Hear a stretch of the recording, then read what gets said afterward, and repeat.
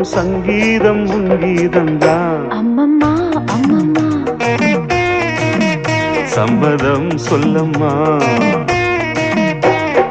ஈரச்சேல என்னென்னமோ பண்ணுது, ஓர கண்ணு என்னென்னமோ சொல்லுது. ஈரச்சேல என்னென்னமோ பண்ணுது, ஓர கண்ணு என்னென்னவோ சொல்லுது. ஓரம் வா என்றது அம்மம்மா அம்மம்மா.